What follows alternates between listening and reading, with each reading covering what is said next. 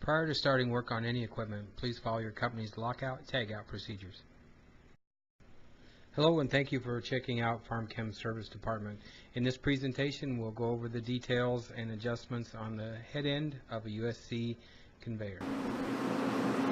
During this video I wanted to point out a few things that are located at the head end of the conveyor. Obviously your electric motor is here. It's driven by a pulley through a belt down to another pulley. This is the jack shaft for the conveyor.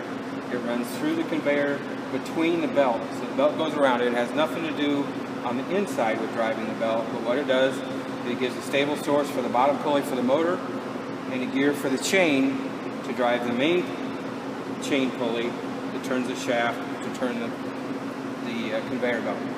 Okay, so a few things. I've removed the cover here for this. We want to make sure that we're tight on the motor here. If this one is a little loose, which this one's kind of right on the border, you use the bolts on the motor to raise the motor up, tightening this belt.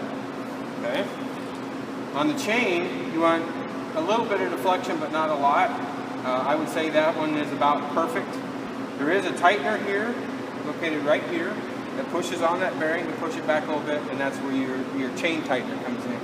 We do not adjust the belt that moves the seed in any way with this side. The tightening is all done from the tail section. These are just minor adjustments to keep the chain tight, and we use the motor to tighten this belt.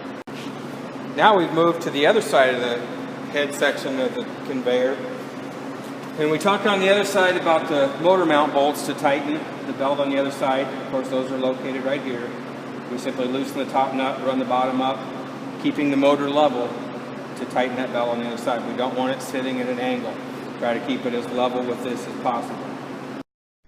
I've labeled the head roller and the jack shaft on this side so we can identify those easily.